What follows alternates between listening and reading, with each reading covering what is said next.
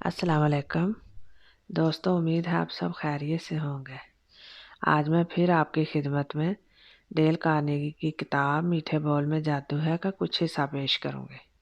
اس سے پہلے کہ میں واقعے کی طرف جاؤں، میری آپ سے گزارش ہے میرے چینل کو سبسکرائب اور لائک کرنا نہ بھولیے گا اور اپنی رائے کا اظہار کیجیے گا۔ آج کا ٹاپک ہے بڑا بننے کی امنگ۔ تقریباً صحیح خواہشیں پوری ہو جاتی ہیں۔ ایک خواہش ایسی ہے جو اتنی ہی شدید اور لازمی ہے جتنی طعام اور نیند کی خواہش، لیکن اس کی تکمیل شاید ہی کبھی ہوتی ہو، اور وہ ہے جسے فراید نے بڑا بننے کی امنگ کہا ہے۔ اگر ہمارے آباء و اجداد میں بڑا بننے کی دل سوز امنگ نہ ہوتی تو اس تہذیب کا وجود ناممکن ہوتا۔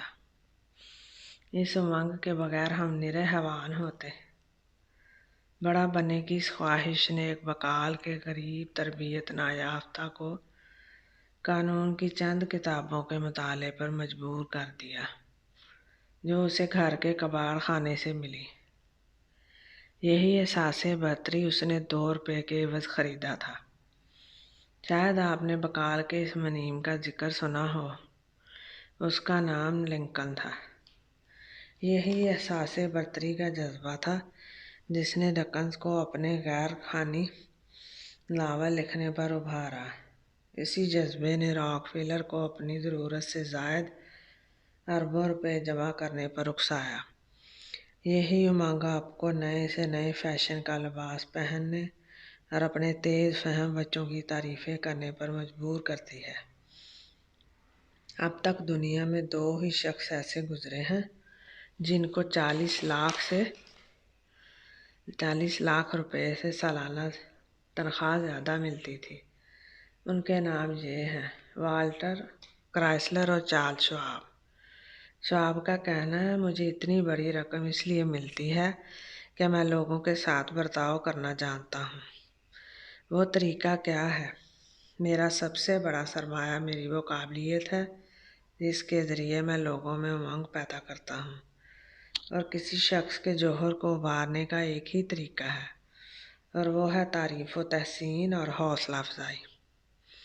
میرے خیال میں ان لفظوں کو پیتل میں کھودوا کر ملک بھر کے ہر گھر، ہر سکول، ہر دفتر اور ہر مکان میں لٹکانا چاہیے۔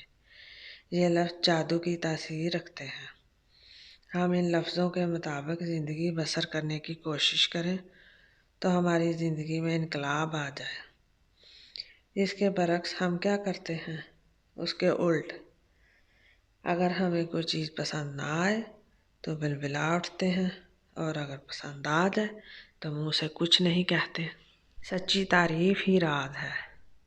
یہاں تک کہ کارنیگی نے اپنے مزار پر بھی اپنے ساتھیوں کی تعریف لکھوائی۔ اس نے اپنے جیتے جی یہ خطبہ لکھا: یہاں وہ آدمی آرام کر رہا ہے جو اپنے سے قابل لوگوں کو اپنے گرد جمع رکھنے کا راز جانتا ہے۔ اس لیے اپنے پیاروں کی تعریف و تحسین اور حوصلہ افزائی کیجیے۔ یہ میری ذاتی رائے ہے۔ آج کے لیے اتنا ہی۔